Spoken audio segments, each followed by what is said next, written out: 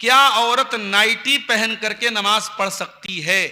अगर वो नाइटी ऐसी है जो औरत के पूरे शरीर को ढांप रही है, पूरा शरीर उसका कवर है, और नाइटी टाइट नहीं है, चुस्त नहीं है, बदन के आज़ा जो है झलक नहीं रहे हैं, तो ऐसी नाइटी में नमाज हो जाएगी। नाइटी अपने आप में कोई जो है गलत लिबास नहीं है, एक आराम के लिए उसको रात में पहनने के लिए एक ड्रेस बनाया गया है। लेकिन बहुत सारी नाइटी ऐसी आती है जो है बड़ी ट्रांसपेरेंट होती है, टाइट होती है, तो जाहिर है कि ऐसी नाइटी में औरत का नमाज पढ़ना जायज़ नहीं है। ऐसी साड़ी में भी नमाज पढ़ना जायज़ नहीं है, ऐसे जो है सूट में भी नमाज पढ़ना जायज़ नहीं है। तो लिबास जो भी औरत पहने वो उसके लिए सातिर हो, पूरे बदन को, औरत का सिर्फ चेहरा और हथेली ये खुला होना चाहिए, बाकी उसका पूरा शरीर नमाज की हालत में ढका होना चाहिए। कुल हुवल्लाहु अहद में ये सिखा रहा है, कुल हुवल्लाहु अहद, अल्लाह एक है, अल्लाहुस समद, अल्लाह बेनियाज है, उसको किसी की आवश्यकता नहीं है, वो किसी पर डिपेंड नहीं है, सारे के सारे लोग उसके ऊपर डिपेंड हैं।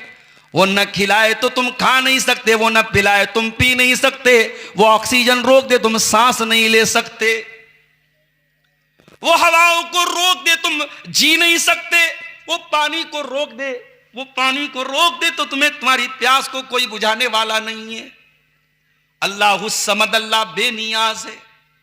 लम यलिद, उसका कोई बेटा नहीं है, उसकी कोई संतान नहीं है। वलम यूलद, और वो किसी की संतान नहीं है। वलम यकुल लहू कुफुवन अहद, और अल्लाह के बराबर कोई नहीं है, उसके समकक्ष कोई नहीं है, उसके इक्विवेलेंट कोई नहीं है। गौर करो, कुरान की सबसे छोटी सूरतों में से ये सूरत है, इसका नाम क्या है? सूरह इखलास है। और बच्चे बच्चे को याद है, कभी इसके माना मतलब पर गौर किया? कुल हुवल्लाहु अहद दुनिया के हर कुफ्र का जवाब है, हर शिर्क का जवाब है। जो ये कहते हैं अल्लाह हर जगह है, उनका भी इसमें रद्द है। जो ये कहते हैं हर चीज में अल्लाह है, उनका भी रद्द है। जो कहते हैं हर कंकर में माबूद है, उनका भी रद्द है। जो कहते हैं ईसा अल्लाह के बेटे हैं, उनका भी रद्द है। जो कहते हैं उज़ैर अल्लाह के बेटे हैं, उनका भी रद्द है। दुनिया की हर कुफ्र का रद्द है, हर शिर्क का रद्द है। खालिस तौहीद है सूरह इखलास के अंदर। आप सूरह इखलास के मानने वाले हैं और आप क्रिसमस की मुबारकबाद दे रहे हैं। अल्लाह का कोई बेटा मान रहा है और उससे आप कह रहे मैरी क्रिसमस, हैप्पी क्रिसमस। वक़ालु इत्तख़ज़र रहमानु वलदा, ये लोग कहते हैं कि रहमान ने बेटा बना लिया। तकादुस समावातु यतफ़त्तरन मिन्हु व तनशक़्क़ुल अर्दु व तख़िर्रुल जिबालु हद्दा अन दअउ लिर्रहमानि वलदा। अरे करीब है कि आसमान गिर जाए, जमीन में सुराख हो जाए और पहाड़ टूट जाए इस बात पर कि तुम रहमान का बेटा बनाते हो, अल्लाह का बेटा बनाते हो। इतना खतरनाक जुमला है, अल्लाह का कोई बेटा हो सकता है? लम यलिद वलम यूलद, अल्लाह का कोई बेटा नहीं, अल्लाह किसी का बेटा नहीं। और अगर कोई अल्लाह को अपना अल्लाह का बेटा किसी को मानता है तो उसके साथ हमारा सलूक क्या होना चाहिए? कुल या अय्युहल काफिरून ला आबुदु मा ताबुदून वला अंतुम आबिदून मा आबुद वला अना आबिदुम मा अबदतुम वला अंतुम आबिदून मा आबुद लकुम दीनुकुम वलिय दीन।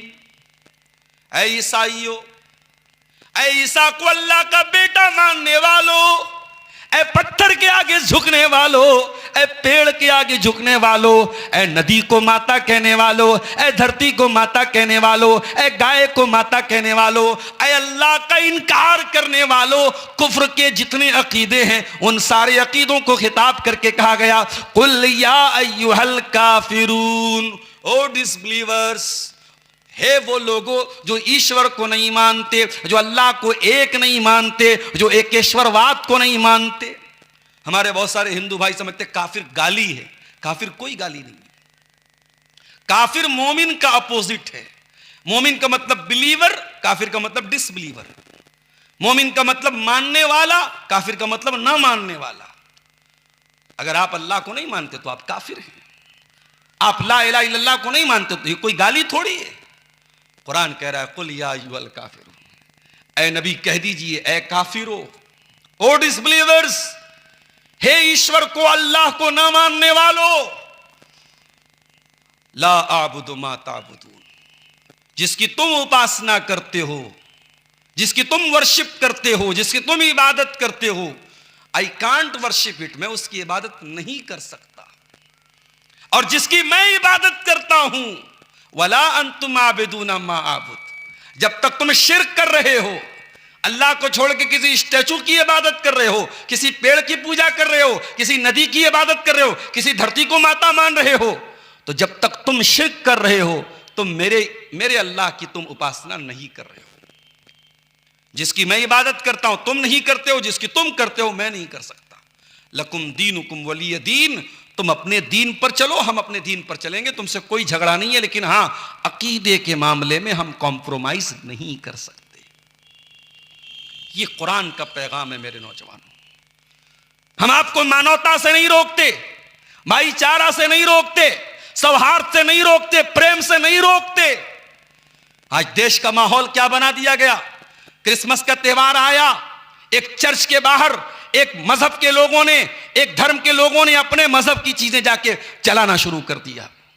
हम इसके विरोधी हैं। हमें ये कहने का पूरा अधिकार है कि अगर कोई क्रिसमस मना रहा है अपने चर्च में जाकर के अपने तरीके से वो मना रहा है, हमें कोई ऑब्जेक्शन नहीं होना चाहिए। इस मुल्क में विभिन्न धर्मों के, विभिन्न जातियों के लोग हैं। हर धर्म के मानने वाले को अपने धर्म पर अमल करने का अधिकार है। हमें उसके अधिकार से उसको महरूम करने का कोई हक नहीं है। मेरे प्यारे साथियों, हमारा नौजवान क्रिसमस मना रहा है, स्कूलों में बच्चे सांता क्लॉस बन रहे हैं, औरतें अपने बच्चों को लेके जा रही हैं, सांता क्लॉस के ड्रेस में बच्चा जा रहा है स्कूल में। स्कूल में सिखाया जा रहा है कि साहब ऊपर से टॉफी आ रही है, ईसा अलैहिस्सलाम पैदा हुए तो आसमान से चॉकलेट गिर रहा है, बच्चे के दिमाग में यह भरा जा रहा है। और आपका मानना सा हमारा बेटा तो कटिहार के सबसे बड़े स्कूल में पढ़ रहा है। मदरसा मदरसा मदरसा, जिसको आज हम बड़ा हकीर समझते हैं, यह मदरसा है तेरा, मैं कदा नहीं साकी, यहां की खाक से इंसान बनाए जाते हैं। यही वो मदरसे हैं जिनके बारे में अल्लामा इकबाल ने कहा था कि इन मदरसों को इनके हाल पे बाकी रहने दो, अगर ये खत्म हो गए तो अल्लाह की तौहीद की आवाज बंद हो जाएगी। स्पेन में मैं हाल देख के आया हूं, अंदलुस में मैं हाल देख के आया हूं। ये मदरसे जब तक है मेरे प्यारे साथियों, और इसीलिए जिनकी नीयतें खराब है वो यही चाहते ये मदरसे बंद हो जाएं, काल अल्लाह की आवाजें बंद हो जाएं, काल रसूल की आवाजें बंद हो जाएं।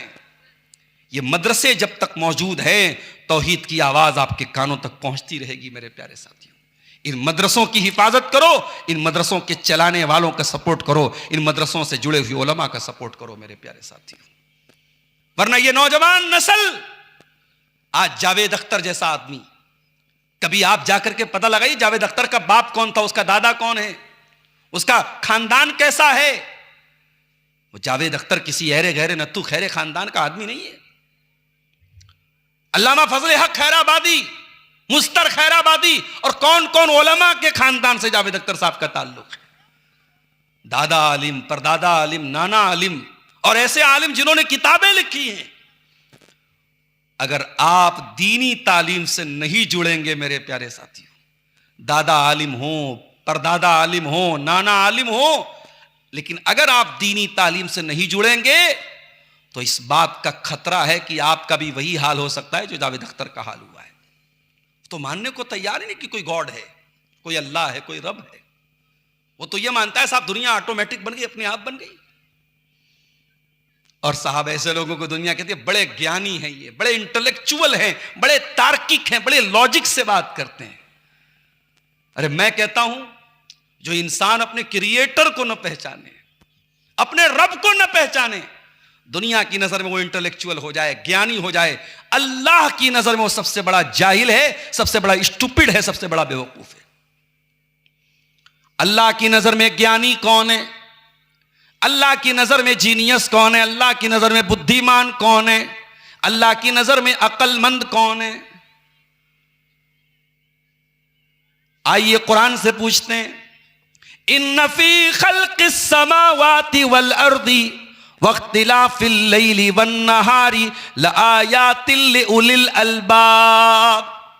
आसमानों की पैदाइश में, जमीन की पैदाइश में और रात और दिन के आने जाने में अक्लमंदों के लिए, बुद्धिमान लोगों के लिए निशानियां हैं। अय अल्लाह, कौन है बुद्धिमान, कौन है अक्लमंद, कौन है जीनियस? फरमाया अल्लज़ीना यज़्कुरूनल्लाह क़ियामन व क़ुऊदन व अला जुनूबिहिम। अक्लमंद वो है जो खड़े होकर के नमाज पढ़ सकते तो खड़े होके पढ़ते हैं, खड़े होके नहीं पढ़ सकते तो बैठ के पढ़ते हैं, बैठ के नहीं पढ़ सकते तो लेट कर पढ़ते हैं। ऐ मुसलमान, तुझे तेरे पैर सलामत हैं, तुझे बैसाखी के सहारे की जरूरत भी नहीं है। तेरे घर के करीब में मस्जिद की अजान की आवाज तेरे कानों तक पहुंच रही है, हय्या अला सलाह की आवाज तेरे कानों तक पहुंच रही है, फजर की अजान में अस्सलातु खैरुम मिनन नौम की आवाज भी तेरे कानों तक पहुंच रही है मुसलमान, तू कितना बड़ा नमक हराम है अपने मालिक का, जिस मालिक की जमीन पे रहता है, जिस मालिक का दिया अनाज खाता है, जिस मालिक की ऑक्सीजन में सांस लेता है, उस मालिक के लिए तुझे सजदा करने का भी टाइम नहीं है। मस्जिद तो बना ली शब भर में, ईमा की हरारत वालों ने, मन अपना पुराना पापी था, बरसों में नमाजी बन न सका। ये हमारे बुजुर्ग हजरात, ये 70 साल वाले, 60 साल वाले बूढ़े, ये मस्जिदों में ना जाएं तो कितनी मस्जिदों में फजर में ताला नहीं खुलेगा मेरे साथी। हमसे बड़ा नमक हराम कौन होगा? अरे हमसे अच्छा तो वो कुत्ता है जिसका मालिक उसको थोड़ा सा हड्डी दिखा देता है तो कुत्ता अपने मालिक के लिए दुश्मन के ऊपर भौंकता है और मौका पड़े तो जान दे देता है। हमसे ज्यादा नमक हलाल तो वो घोड़ा है। वल आदियाति दबहा फलमूरियाति कदहा फलमुगीराति सुबहा फअतरन बिही नक़आ फवसतन बिही जमा। जिसका मालिक उसे थोड़ा सा चारा खिलाता है और वो घोड़ा अपने मालिक का इतना वफादार होता है, जंग के मैदान में दुश्मन की सफ़ों को चीरता हुआ पहुंचता है, अपने मालिक के लिए जान दे देता है, मगर अपने मालिक को पीठ से नहीं उतारता है। हम तो नमाज तक पढ़ने को तैयार नहीं है मेरे साथियों, और हम दुनिया की नजर में बड़े ज्ञानी हैं साहब, बड़े अक्लमंद हैं, बड़े हम इंटेलेक्चुअल हैं। कुरान कहता है अक्लमंद वो लोग हैं अल्लज़ीना यज़्कुरूनल्लाह क़ियामन व क़ुऊदन व अला जुनूबिहिम, जो खड़े होकर के अल्लाह को याद करते हैं, जो बैठ करके अल्लाह को याद करते हैं, जो लेट करके अल्लाह को याद करते हैं। आजकल हमारे नौजवानों को नींद नहीं आती है, किसी को रात को 2 बजे देखो ऑनलाइन है, 3 बजे सो करके उठो फिर देखो ऑनलाइन है, फोन करके पूछो भाई तू ऑनलाइन क्यों है, क्या बात है? अरे क्या बताऊं मौलवी साहब, नींद नहीं लग रही है, लगा हुआ है स्नैपचैट पे, लगा हुआ है इंस्टाग्राम पे, हमें खूब खबर है आप कहां लगे हुए हैं। मेरे नौजवानों, जिसके दिल में अल्लाह का डर होता है उसकी नींद कहां लगती है? आओ जरा कुरान से पूछते हैं। जुमा का दिन था, अपने फजर की नमाज अगर मस्जिद में पढ़ी होगी, इमाम साहब ने सूरह सजदा पढ़ाई होगी तो सूरह सजदा की आयत भी आपके कानों से टकराई होगी। ततजाफा जुनूबुहुम अनिल मजाज यदऊन रब्बहुम खौफन व तमा व मिम्मा रज़क़नाहुम युनफिकून।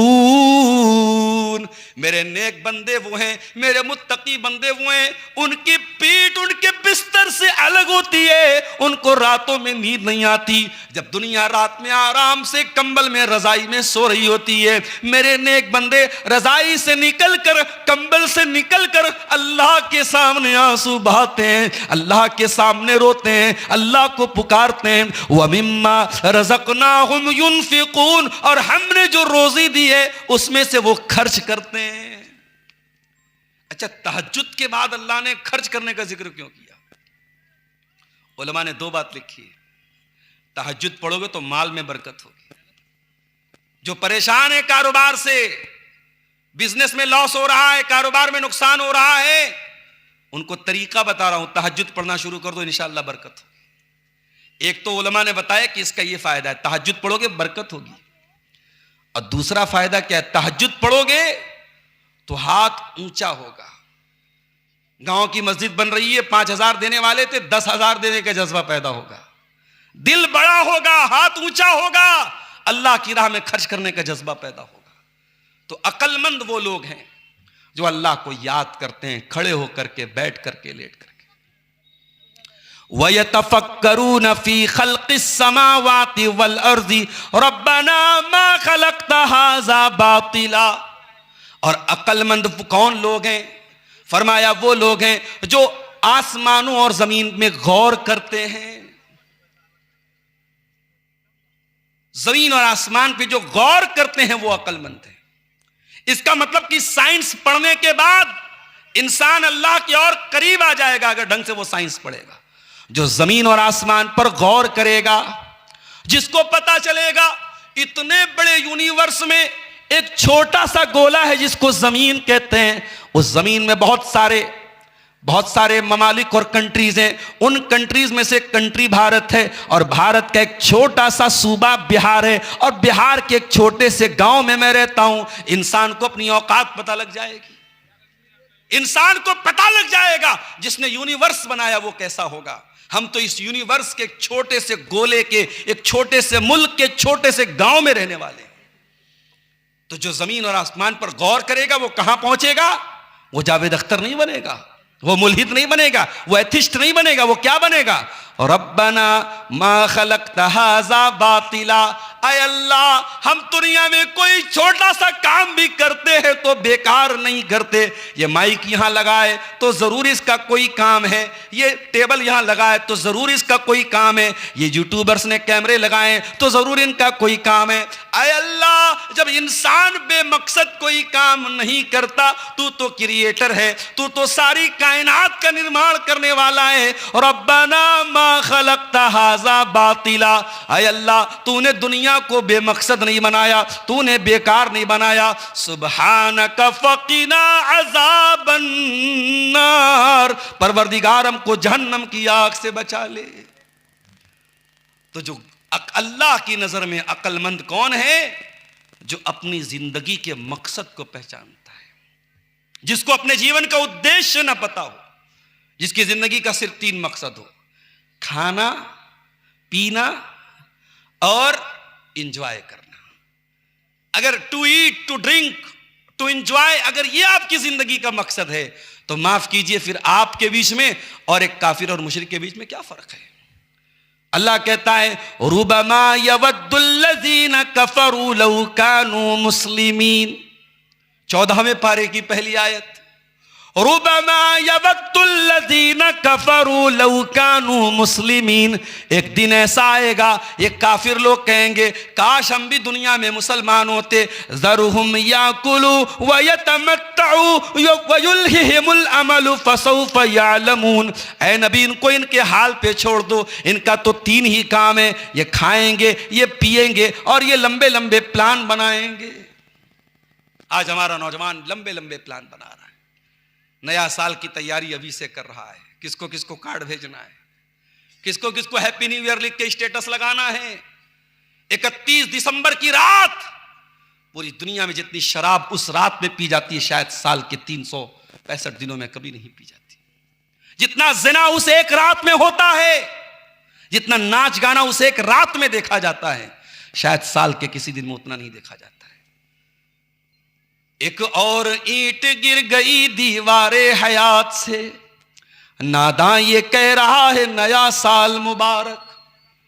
अरे तू तो इतना नादान है, तुझको ये भी नहीं पता कि ये जश्न मनाने का मौका नहीं, ये तो सोचने का मौका है, ये तो रोने का मौका है, ये तो अफसोस करने का मौका है, ये तो अपने आप को जांचने का मौका है। आय अल्लाह, जिंदगी में 1 साल और कम हो गया, अपनी कब्र से 1 कदम और करीब हो गए, अपने अंजाम से 1 कदम और करीब हो गए। आय अल्लाह, कल तक 39 साल के थे, आज 40 साल के हो गए, कल तक 42 साल के थे, आज 43 साल के हो गए। आय अल्लाह, जिंदगी का 1 साल और कम हो गया। आय अल्लाह, इस मौके पर मुझे तो गौर करना चाहिए कि 1 साल में मैंने क्या खोया, क्या पाया, कौन सी कमी अपनी दूर की, कौन सी नई चीज मैंने हासिल की। ये हैप्पी न्यू ईयर मना रहा है। एक नज्म बड़ी अच्छी थी नए साल पर, मूड बना है तो सुनाई देता हूं।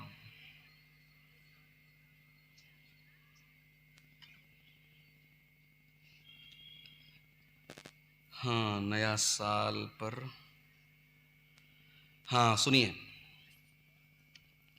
नादां तेरे जीवन से है एक और घटा साल, नादां तेरे जीवन से है एक और घटा साल, फिर क्यों तू मनाता है हर एक साल नया साल।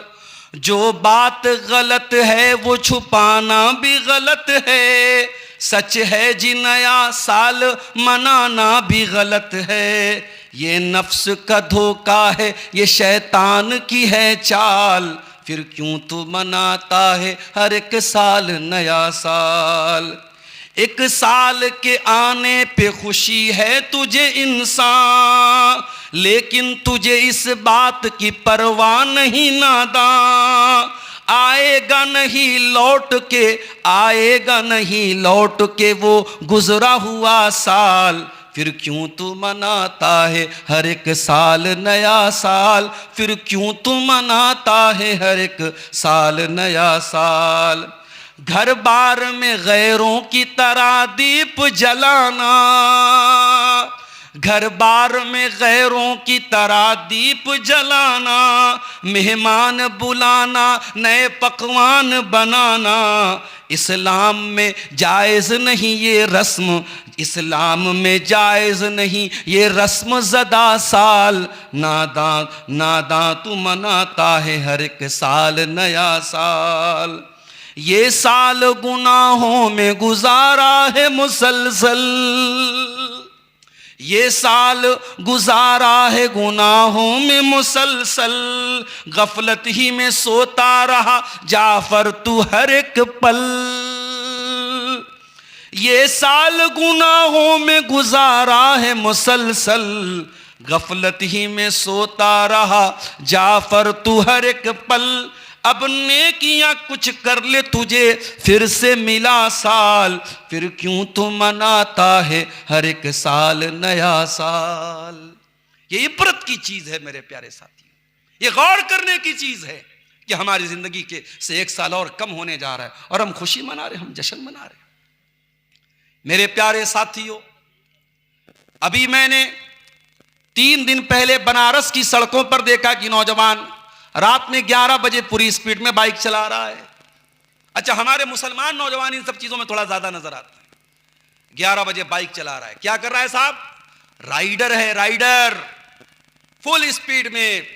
अच्छा, वो बाइक भी महंगी वाली गाड़ियां लोग चलाते हैं, वो नॉर्मल बाइक नहीं होती, स्पोर्ट्स बाइक होती है, बुलेट होती है, पूरी स्पीड में। कोई 100 की स्पीड में चला रहा, कोई 120 की स्पीड में चला रहा है। अपनी जान को भी खतरे में डाल रहा है, दूसरों की जान को भी खतरे में डाल रहा है। अरे नादान, ये जिंदगी एक बार चली जाएगी तो दोबारा नहीं मिलेगी। अपनी जान को खतरे में न डाल। ये जिंदगी अल्लाह की अमानत है, ये जवानी अल्लाह की अमानत है। इसे नुमाइश में न गुजार, इसे अय्याशियों में न गुजार, इस जवानी का हिसाब देना पड़ेगा तुझे। अल्लाह के प्यारे नबी फरमाते हैं, नेमतान मगबूनुन फीहिमा कसीरुम मिनन नास। 2 नेमतें ऐसी हैं जिनकी लोग कदर नहीं करते, जिनके बारे में लोग धोखे में पड़े हुए हैं। 2 नेमतें ऐसी हैं, सबको मिलती हैं लेकिन लोग कदर नहीं करते, लोग धोखे में पड़े हुए हैं। नंबर 1 अस्सेहत, सेहत की तंदुरुस्ती की दौलत। शुगर हो गया, चलो भैया चिकन नहीं खा सकते, रसगुल्ला नहीं खा सकते, मिष्टी नहीं खा सकते।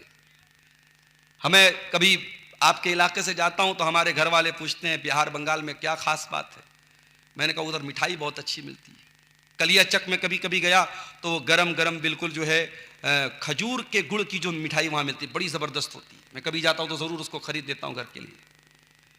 अब लेकिन आप सोचिए, इतनी बड़ी नेमत है और आप महरूम हो जाते हैं।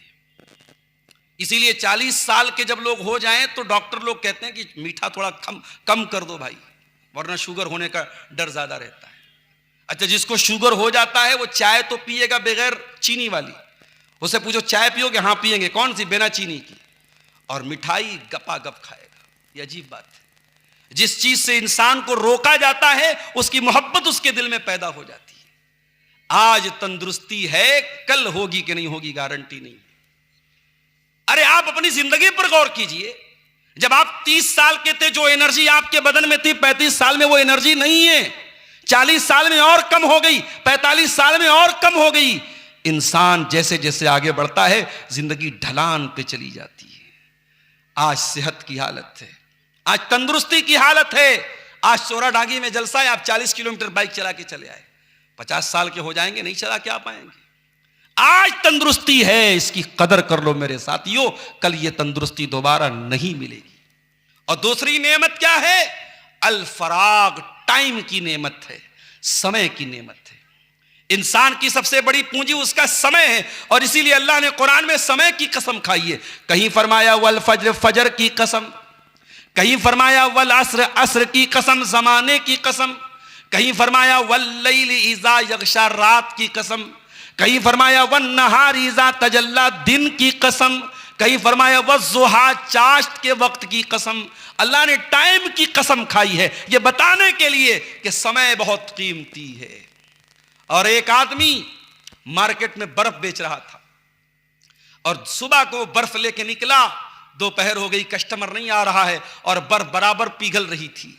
तो बेचारा चिल्लाने लगा और कहने लगा, ओ लोगों, मेरा बर्फ खरीद लो, इससे पहले कि मेरा कैपिटल गल जाए, मेरी पूंजी समाप्त हो जाए, मेरी पूंजी खत्म हो जाए, शेष हो जाए, वो लोगों मेरा बर्फ मुझसे खरीद लो। सलफ कहते हैं उस इंसान को देखकर हमें कुरान की सूरत का मतलब समझ में आया, वल अस्र इन्नल इंसान लफी खुस्र, जमाने की कसम, इंसान बहुत बड़े घाटे में है। इंसान की सबसे बड़ी पूंजी उसका समय है। मेरे प्यारे साथी, अल्लाह के नबी फरमा रहे हैं कि अक्सर लोग समय का गलत इस्तेमाल करते हैं, वक्त का गलत इस्तेमाल करते हैं। आज क्या आलिम और क्या जाहिल, क्या जवान क्या बूढ़ा, सबके हाथ में मोबाइल और सोशल मीडिया का ऐसा दौर आ गया। एक फोटो डाला तो इंतजार कर रहा है कितने लाइक मिले, एक वीडियो डाला तो देख रहा है कितने लोगों ने उस पर लाइक का इमोजी डाला है, एक को मैसेज करके देख रहा है रिप्लाई आया कि नहीं आया। अरे जितना तू लोगों के लाइक की परवाह कर रहा है, इतना अगर तू अल्लाह के लाइक की परवाह करता कि अल्लाह तुझको लाइक करता है कि नहीं करता है, तो शायद तू लायक हो जाता। तुझे अल्लाह के लाइक की फिक्र नहीं, लोगों के लाइक की फिक्र है। अरे लोग आज तुझे फेसबुक पर लाइक कर रहे हैं, कल मरेगा लोग कहेंगे मरहूम बड़े अच्छे आदमी थे। बस तेरे गांव वाले तेरी मिट्टी में आएंगे, जिंदगी में कभी तेरी तारीफ नहीं की, जब कब्र पे मिट्टी देने आएंगे हाथ झाड़ के कहेंगे आदमी भालो छिलो, मानुष भाली छिलो, आदमी अच्छा था। लोग आपकी तारीफ करने के लिए आपके मरने का वेट कर रहे हैं। ऐसे लोगों के लिए आप अपनी जिंदगी को बर्बाद कर रहे हैं। इसीलिए अल्लाह के रसूल फरमाते हैं मनिल तमसा रिज़ल्लाहि बि सखतिन नास, जो अल्लाह को राजी करेगा, चाहे लोग भाड़ में जाएं, लोग नाराज हो जाएं, अल्लाह को राजी करेगा, कफाहुल्लाहु मऊनतन नास, तो अल्लाह उसके लिए काफी हो जाएगा। और जो अल्लाह को नाराज करके लोगों को राजी करने की कोशिश करेगा, वकलहुल्लाहु इलन नास, तो अल्लाह ताला लोगों के हवाले उसको कर देगा। आप जानते हैं हमारे भारत में अगर आप किसी बच्चे को गोद ले लेते हैं तो भारत का कानून क्या कहता है कि वह आपकी संतान माना जाएगा, आपका बेटा माना जाएगा। लेकिन इस्लाम में आप अगर किसी बच्चे को पाल लेते हैं या अपना बेटा बोल लेते हैं, मुंह बोला बेटा मान लेते हैं, तो आपके मान लेने से वो आपका बेटा नहीं हो जाएगा। ये इस्लाम का कानून है। अब बहुत गौर से सुनिएगा, अल्लाह के नबी ने हजरत ज़ैद को पाला, उनको मुंह बोला बेटा बना लिया, बेटे की तरह हजरत ज़ैद अल्लाह के रसूल के घर में रहते थे।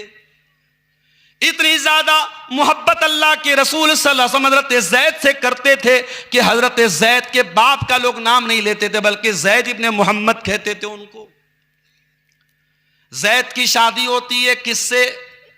हजरत ज़ैनब बिन्त जहश से, जो अल्लाह के रसूल की फूफी की बेटी थी। ज़ैद भी बहुत अच्छे खानदान के थे, लेकिन किसी जमाने में डाकुओं ने पकड़ करके गुलाम बना के बेच दिया था, तो मक्के में लोग इनको गुलाम समझते थे।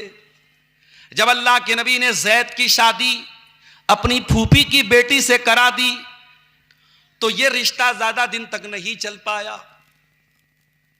इसीलिए उलमा कहते हैं कि रिश्ता करो तो ऐसी जगह रिश्ता करो जहां आपका मिजाज तालमेल खा जाए।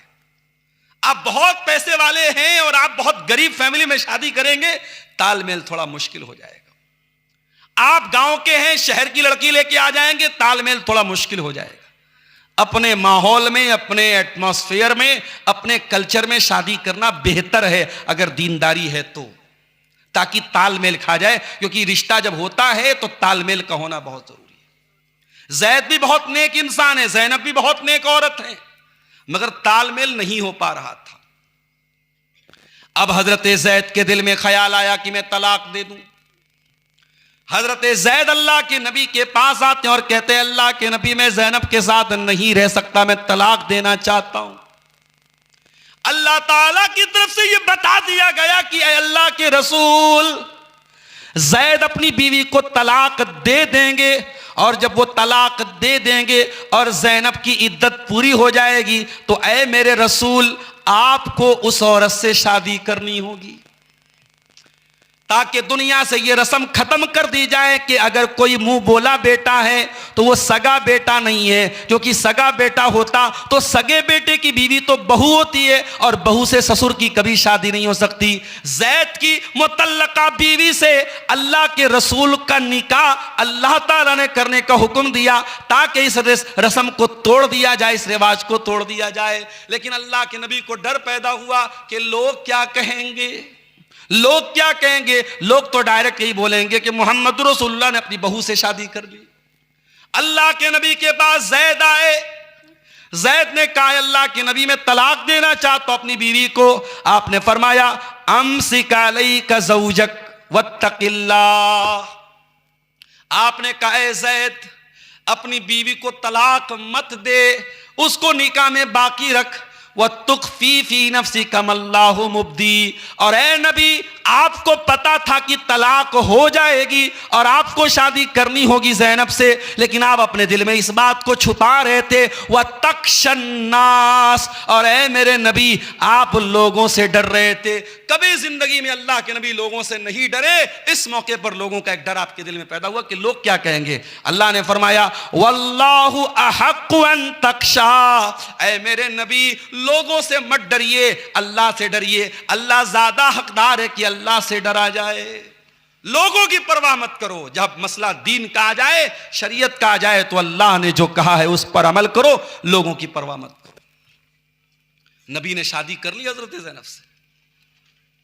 अब साहब बातें बनने लगी। इसके पहले, हजरत ज़ैनब के पहले, अल्लाह के रसूल के निकाह में ऑलरेडी 4 बीवियां थी। ज़ैनब 5वीं बीवी थी। लोगों ने कहा, साहब ये रसूल तो बड़े अजीब, यहूदियों ने कहा, ये रसूल तो बड़े अजीब रसूल है। ये अपने मानने वालों के लिए इन्होंने अलग कानून बनाया, अपने लिए अलग कानून बनाया। ये तो साहब 4 के बाद 5वीं शादी कर रहे हैं। एक एतराज किया लोगों ने।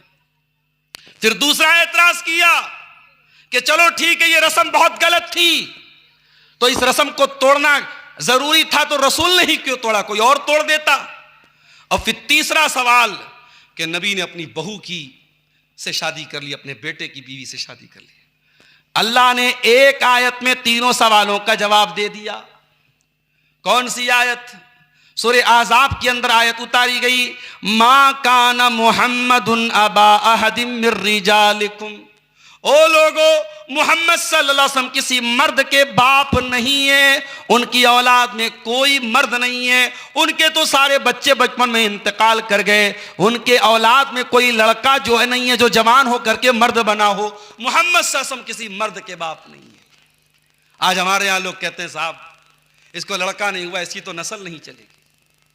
अरे अगर किसी को सिर्फ लड़कियां हैं, वो दिल छोटा न करे। जिसके सिर्फ लड़के हैं वो बहुत खुश नहीं है।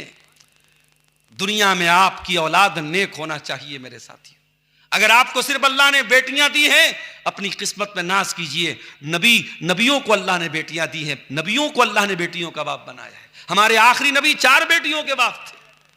तो बेटी अगर है तो दिल मत छोटा करो मेरे भाई। बेटा है तो बहुत अच्छी बात है, बेटा नहीं है कोई बात नहीं, इसमें कोई खराबी की बात नहीं, कोई कमी की बात नहीं। फरमाया, मा काना मुहम्मदुन अबा अहदिम मिर रिजालिकुम मोहम्मद सल्लल्लाहु अलैहि वसल्लम किसी मर्द के बाप नहीं है, वलाकिर रसूल अल्लाह, बल्कि वो अल्लाह के रसूल हैं। जब वो अल्लाह के रसूल हैं तो कान खोल के सुन लो, तुम्हारे लिए जो नियम बनाएगा कि 4 से ज्यादा तुम शादी नहीं कर सकते, मोहम्मद रसूलुल्लाह अल्लाह के रसूल हैं, अल्लाह ताला उनको इस नियम से छूट भी दे सकता है, तुम्हें इस पर कोई एतराज का अधिकार नहीं है। वलाकिर रसूल अल्लाह, वो अल्लाह के रसूल हैं, व खातमन नबिय्यीन, और वो आखिरी नबी हैं, उनके ऊपर सारे दीन को मुकम्मल कर दिया गया है, उनको आखिरी नबी बना के भेजा गया है। अगर वो रस्म व रिवाज को नहीं तोड़ेंगे तो कौन तोड़ेगा? मेरे प्यारे साथियों, नबी ने जब लोगों की परवाह नहीं की तो तुम लोगों की परवाह क्यों करते हो? अपनी जिंदगी को अल्लाह और उसके रसूल के तरीके पर गुजारो। लोग क्या कहते हैं इसके चक्कर में मत पड़ो। लोग आपकी तारीफ करने के लिए आपके मरने का इंतजार करते हैं। और ये दुनिया, ये बड़ी जालिम दुनिया है मेरे साथियों। आज जुमा का दिन था, सूरे आला की तिलावत आपने जुमा की नमाज में सुनी होगी। सूरे आला की आयत भी आपके कानों से टकराई होगी। बल तुसिरूनल हयातद दुनिया वल आखिरतु खैरुन व अबका। मेरे बंदो, तुम दुनिया की जिंदगी को सब कुछ समझते हो, जबकि आखिरत की जिंदगी ज्यादा बेहतर और ज्यादा बाकी रहने वाली है। ना दुनिया की दौलत हमेशा रहने वाली है, ना दुनिया की औरत तुम्हारे हमेशा काम देने वाली है, न दुनिया की तंदुरुस्ती हमेशा रहने वाली है, न दुनिया का माल हमेशा तुम्हारे काम आने वाला है, न दुनिया की जमीन और जायदाद हमेशा तुम्हारे काम आने वाली है। जैसे ही इंतकाल हो जाएगा, दिल की धड़कन बंद हो जाएगी, सारी जमीन जायदाद तुम्हारे वारिसों की हो जाएगी, औलाद की हो जाएगी, बीवी की हो जाएगी। तुम तो खाली हाथ दुनिया से जाओगे। 2 गज जमीन में तुमको दफनाया जाएगा, तुमको कफन के सफेद कपड़े में कफनाया जाएगा, और उस कफन में कोई पॉकेट भी नहीं होगा, कोई नोटों की गड्डी लेके नहीं जाओगे, कोई करेंसी लेके नहीं जाओगे, कोई चेकबुक लेके नहीं जाओगे, खाली हाथ दुनिया से जाओगे। एक साहब ने एक दिन मसला पूछा, मौलवी साहब, घर में अब्बा का इंतकाल हो गया है, और इंतकाल के बाद जब मैयत को नहलाना होता है तो मैयत के बॉडी पर जो कपड़ा होता है शरीर पर, वो तो उतार नहीं सकते, तो उसको कैंची से काट देते हैं। तो कहा कि मौलवी साहब उस कपड़े का क्या करें? मैंने कहा भाई वो कपड़ा अब तो इस्तेमाल के लायक तो नहीं है, काटा जा चुका है उसको, तो उस कपड़े को आप कहीं फेंक दीजिए, डिस्ट्रॉय कर दीजिए, नष्ट कर दीजिए। उस कपड़े से कोई तबर्रुक हासिल थोड़ी करना है, और वो कपड़ा कोई मनहूस कपड़ा भी नहीं है। आप चाहें तो उसको रख लें अगर कोई काम की चीज, वरना फेंक दीजिए, कोई मसला ही नहीं है उसका। लेकिन आप सोचो मेरे प्यारे साथियों, आज हमारी औरतें बड़े शौक से अपनी सहेलियों को बताती है, अपनी देवरानी जेठानी अपनी देवरानी को बताती है, देख मेरे पास इतनी साड़ी है, इतने सूट हैं, इतना जो है मेरे पास फला कपड़ा है। हाय हाय हाय। और इंसान मरता है तो इतना मजबूर है कि उसकी बॉडी से कपड़ा कैंची से काट के उतारा जा रहा है। ऐ इंसान, तू सिर्फ अपनी मौत पर गौर कर तो शायद तू दुनिया से दिल लगाना छोड़ देगा। दुनिया में आप नहाने जाते हैं, जाड़े का मौसम आया, गीजर लगा दिया है। मैं कहीं जाता हूं इस सर्दी के मौसम में, तो लोगों बाथरूम में भाई गीजर लगाए, नहीं लगा तो गर्म पानी लाओ, ठंडे पानी से नहीं नहा सकते। सफर में है, गला बैठ जाएगा, सर्दी जुकाम हो जाएगी, तकरीर करना है। अल्लाह अकबर। मरने के बाद कौन पूछता है भाई? मरने के बाद कौन पूछता है कि गर्म पानी से नहाना है कि ठंडे पानी से नहाना है? जिंदगी भर हमेशा गीजर के पानी से नहाता रहा, आज नहलाने वाला नहीं पूछ रहा है कि तुझे ठंडे से नहलाऊं कि गर्म से नहलाऊं। दुनिया में अपने पसंद के साबुन से नहाता रहा, लाइफ बॉय से नहाता रहा, डव से नहाता रहा, बाल पर पसंद का शैम्पू लगाता रहा, चेहरे पर फेस वॉश लगाता रहा, दाढ़ी पर सीरम लगाता रहा, बॉडी पर लोशन लगाता रहा। आज मरने के बाद तुझे दूसरे नहला रहे हैं, कोई तेरी गंदगी साफ कर रहा है, कोई तेरे बदन पे पानी डाल रहा है, कोई तुझे कफन का कपड़ा कफना रहा है, और नहलाने के बाद, कफनाने के बाद अपनी फॉर्च्यूनर पे चलने वाला, अपनी रूफ टॉप वाली गाड़ी से सर निकाल के दुनिया को अपनी शान शौकत दिखाने वाला आज जब मर गया है, जनाजा निकला है, तो 4 लोगों के कंधे पे सवार होकर कब्रिस्तान जा रहा है और दुनिया को ये पैगाम दे रहा है, हो लोगों, बहुत मैंने जिंदगी गुजार ली, अब अपना अमल लेकर के अल्लाह के पास जा रहा हूं, अपनी नेकी लेके अल्लाह के पास जा रहा हूं, अपना गुनाह लेके अल्लाह के पास जा रहा हूं। अब ना कब्र में तुम मेरे काम आओगे, ना कयामत के दिन तुम मेरे काम आओगे। कब्र में उतारा जा रहा है, बेटे की आंखों से आंसू बह रहे हैं, बाप का जनाजा है, भाई की आंखों से आंसू बह रहे, भाई का जनाजा है, मगर भाई अपने बाप के साथ कब्र में अपने भाई के साथ सोने को तैयार नहीं है, बेटा अपने बाप के साथ जनाजे के साथ सोने को तैयार नहीं है। अरे सोना तो बहुत दूर की बात है, 24 घंटे से ज्यादा कोई डेड बॉडी नहीं रखता है, कोई शरीर को नहीं रखता है। अरे जल्दी से दफना दो वरना बॉडी में से महक आने लगेगी, बदबू आने लगेगी। और जिस हिसाब से ऑनलाइन का दौर चल रहा है, मेरा जुमला नोट कर लीजिए, आने वाले 10-20 सालों के बाद यह भी होगा, बाप का इंतकाल होगा, बेटा फोन करेगा ऑनलाइन, हाँ भाई आ जाओ, कफना दो दफना दो मेरी जान छूटे। वो दौर भी आने वाला है, सब ऑनलाइन होगा, तो बाप का जनाजा भी ऑनलाइन करवाया जाएगा। कोई इमाम साहब पैसा लेके जनाजा पढ़ा देंगे, कोई कब्र बनाने वाला कब्र में बेटा बस घर में बैठ के दुआ कर देगा, वो पता नहीं दुआ भी करेगा कि नहीं करेगा।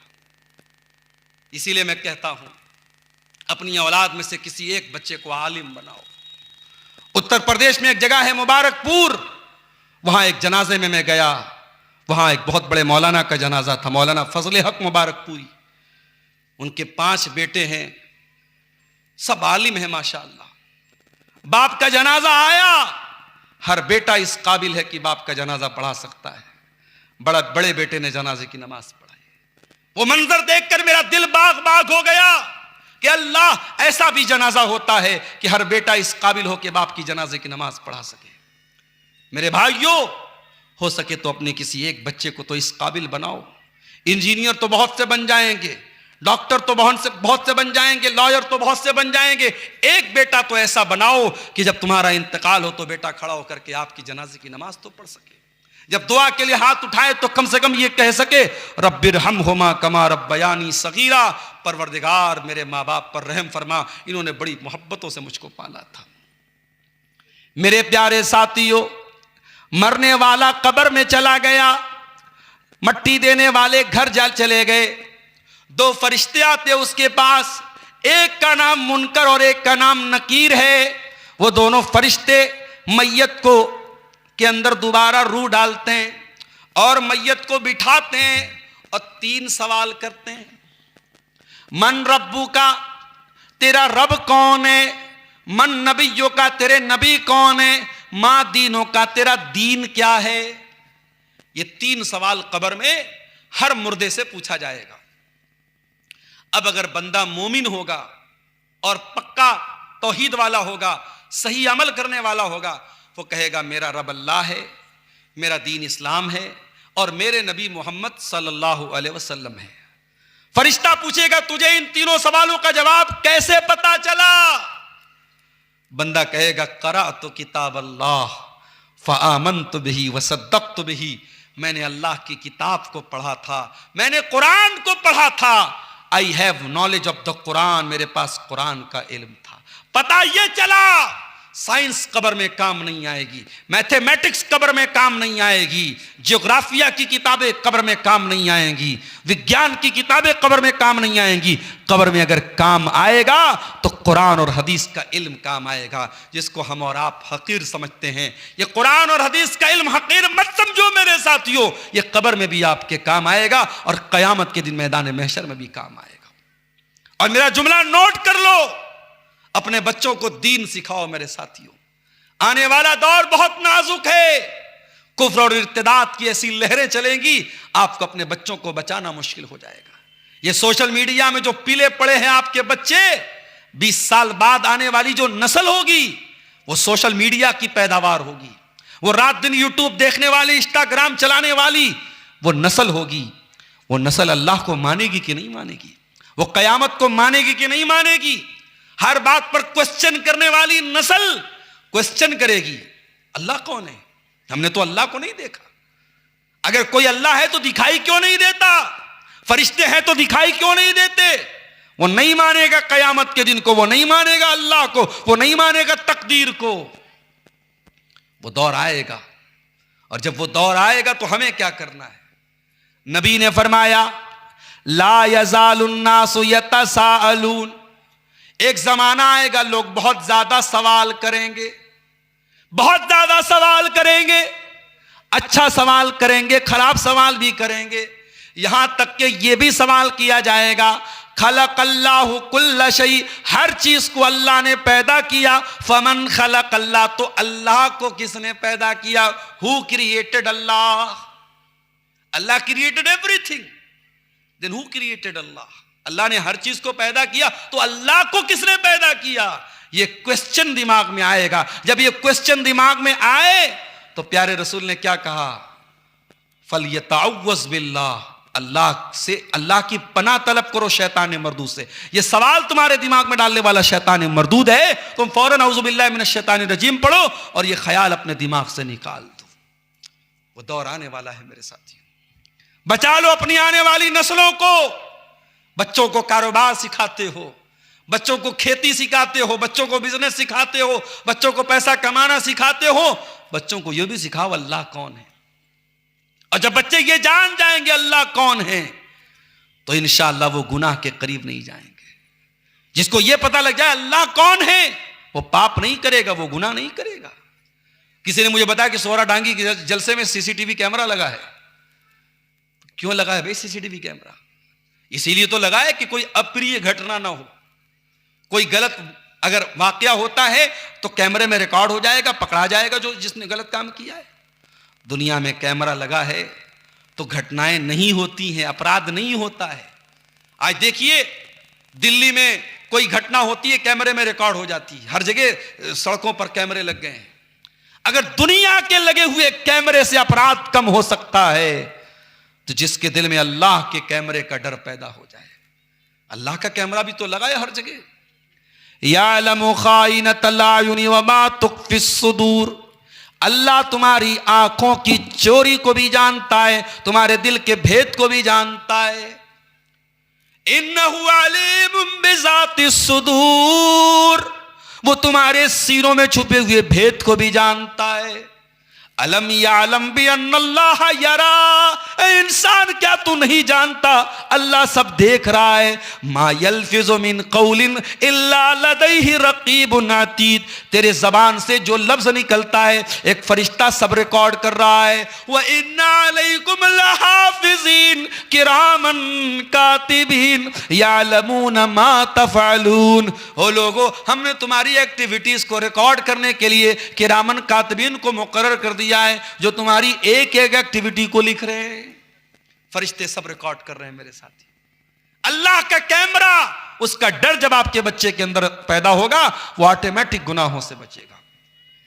इसीलिए हजरत लुकमान अपने बच्चे से कहते हैं या बुनैया इन्नहा इन तकुम मिस्काल हब्बतिन मिन खरदलिन फतकुन फी सखरतिन औ फिस समावाति औ फिल अर्दि याति बिहल्लाह, ऐ मेरे बच्चे एक राई के दाने के बराबर भी कोई चीज होगी, आसमानों में कहीं होगी, जमीन में कहीं होगी, किसी चट्टान के अंदर होगी, अल्लाह उसको सामने ले आएगा। अल्लाह से कैसे बच पाओगे मेरे प्यारे साथी? एक सहाबी अल्लाह के नबी के पास आए, ऐ अल्लाह के रसूल मेरे कुछ गुलाम हैं, मैं उनको मारता हूं, पीटता हूं। आपने पूछा क्यों मारते हो? कहा अल्लाह के नबी बड़ी बदतमीजी करते हैं, बड़ी बदतमीजी करते हैं, बड़ी नाफरमानी करते हैं, जब मेरी नाफरमानी करते मैं मार देता हूं।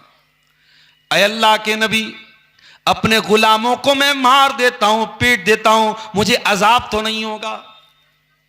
आपने फरमाया ऐ मेरे सहाबी जो तेरे गुलाम तेरी नाफरमानी करते हैं कयामत के दिन उसको भी कैलकुलेट किया जाएगा, उसको भी तौला जाएगा, उसको भी नापा जाएगा, और तू जो सजा देता है उसको भी कैलकुलेट किया जाएगा। अगर उनकी नाफरमानी ज्यादा होगी और तेरी सजा कम होगी तो तुझे फायदा होगा, तुझे उनकी नेकी तुझको मिल जाएगी, तेरे कुछ गुनाह माफ हो जाएंगे। लेकिन अगर तेरे गुलामों ने जो नाफरमानी की है अगर उनकी नाफरमानी कम थी और तेरी सजा ज्यादा थी तो ऐ मेरे सहाबी फिर फिर उनके गुनाह तेरे ऊपर लाद दिए जाएंगे, तेरी नेकियां उनको दे दी जाएंगी। सहाबी रोने लगे, अय अल्लाह के नबी, मैं सजा देता हूं, नाप के तो नहीं देता, तौल के तो नहीं देता। अय अल्लाह के रसूल, मुझे समझ में नहीं आ रहा है मैं क्या करूं। वो गुलाम है, वो गलती करते, ना फरमानी करते, मैं सजा दे देता हूं, और आप इतनी खतरनाक बात कर रहे हैं, इतना बड़ा रिस्क मैं कैसे ले सकता हूं। साहबी दहाड़े मार मार के रोने लगे और कहने लगे, अय अल्लाह के नबी, मैं आपको गवाह बना के कहता हूं, मैं उनको आजाद कर रहा हूं, मैं इतना बड़ा रिस्क नहीं ले सकता, मैं इतना बड़ा खतरा नहीं ले सकता। अय अल्लाह के नबी, मेरे पास कोई चारा नहीं, मैं उनको आजाद करता हूं। आपने फरमाया, ऐ मेरे सहाबी, क्या तूने कुरान की यह आयत नहीं पढ़ी, वनज़उल मवाज़ीनल क़िस्त लियौमिल क़ियामा, हम क़यामत के दिन इंसाफ का तराजू रखेंगे, फला तुज़लमु नफ्सुन शैया, और क़यामत के दिन किसी के साथ कोई जुल्म नहीं होगा। व इन काना मिस्काला हब्बतिन मिन खरदलिन अतैना बिहा, एक राई के दाने के बराबर भी कोई चीज होगी तो सामने आ जाएगी। मेरे नौजवानों, वो चीज आपके अंदर तभी पैदा होगी जब आप अल्लाह को जानेंगे। और इसीलिए कुरान कहता है, इन्नमा यख्शल्लाह मिन इबादिहिल उलमा, अल्लाह से हकीकत में वो डरते हैं जो उलमा होते हैं। उलमा का मतलब सिर्फ वही लोग नहीं जिनके पास मदरसों की डिग्री हो, आप भी उलमा में शुमार हो सकते हैं। दुनिया आपको आलिम ना माने, लेकिन अगर आप अल्लाह को जानेंगे, अल्लाह की सिफात के बारे में जानेंगे, तो जितना आप अल्लाह को जानेंगे उतना आपके दिल में अल्लाह का डर पैदा होगा। इन्नमा यख्शल्लाह मिन इबादिहिल उलमा, अल्लाह से उसके बंदों में हकीकत में अल्लाह को जानने वाले डरते हैं। सवालात व जवाबात का सिलसिला भी कुछ शायद आएगा। इस गांव में आज जब मैं आया तो आते ही एक सवाल मेरे सामने आया, जिस मस्जिद की तामीर का मामला है, उसी मस्जिद से मुताल्लिक एक सवाल आया, बड़ा अहम सवाल है, इसको गौर से सुनिएगा। मस्जिद की ज़मीन जिन लोगों ने वक्फ की है, दान की है, उनके आबा व अजदाद में से किसी की कब्र भी है वहाँ पे, और वो जो कब्र है वो मस्जिद की बाउंड्री के अंदर है। तो अब मुझसे भाइयों ने पूछा कि मौलाना उस कब्र का क्या किया जाए। शरीयत का मसला क्या है, बहुत क्लियर तरीके से सुन लीजिए। शरीयत का मसला यह है कि ना तो कब्र के ऊपर मस्जिद बनाई जा सकती है, ना मस्जिद में कब्र बनाई जा सकती है। और किसी मस्जिद में अगर कब्र हो तो उस मस्जिद में नमाज पढ़ना जायज नहीं है, और तमाम अहले हदीस उलमा का इस बात पर इत्तेफाक है, क्योंकि कुरान और हदीस के दलाइल उसके ऊपर मौजूद है। अब सवाल यह पैदा होता है कि अगर कोई कब्र है, तो अगर वो मस्जिद से सटी हुई कब्र है, तो हम ये देखेंगे कि वो मस्जिद की हुदूद में है कि नहीं है। अगर वो मस्जिद की बाउंड्री के अंदर है तो फिर वो मस्जिद के अंदर मानी जाएगी, और फिर उस कब्र का मस्जिद में रखना ये मुनासिब बात नहीं है। तो अब अगर कोई मस्जिद का निर्माण करना है, बनाना है, और वहां पे कब्र है, तो क्या किया जाए। तो उलमा ने लिखा कि दो तरीका है। अगर वो कब्र अभी ताजी ताजी है तो कब्र में जाहिर है कि अभी लाश बाकी होगी, उस लाश को इज्जत और एहतराम के साथ निकाल के कहीं और ट्रांसफर कर दिया जाए। और दूसरा रास्ता ये, अगर कब्र बहुत पुरानी है, और जब पुरानी कब्र हो जाती है तो जाहिर है कि इंसान का शरीर मिट्टी में गल जाता है, शायद कुछ हड्डियां बची हैं, वरना वो भी नहीं बचती, बहुत जमाना गुजर जाए। तो उलमा ने कहा कि ऐसी सूरत में हम क्या करेंगे कि कब्र की जाहिरी शक्ल को हम खत्म करके जमीन के बराबर उसको फ्लैट कर देंगे। जैसा कि अल्लाह के नबी ने जब मस्जिद नबवी की जब ज़मीन खरीदी थी, तो वहाँ मुशरिकीन की कुछ कब्रें थी, तो अल्लाह के नबी ने उनकी हड्डियाँ वगैरह निकाल के उसको प्लेन कर दिया, फ्लैट कर दिया। अब लेकिन यहाँ मसला ये है कि जाहिर है कि वो मुसलमान की कब्र है, और जिन लोगों ने मस्जिद दान की है उन्हीं की आबा अजदाद में से किसी की कब्र है। तो उस कब्र के बारे में मुझे जो बात ज़्यादा मजबूत समझ में आ रही है, सही समझ में आ रही है, बाकी मैंने यहाँ के ज़िम्मेदारों से कहा कि आप यहाँ के जो इलाकाई उलमा हैं, चूंकि ये एक सीरियस मसला है और मस्जिद बन जाएगी तो फिर कंट्रोल करना मुश्किल हो जाएगा।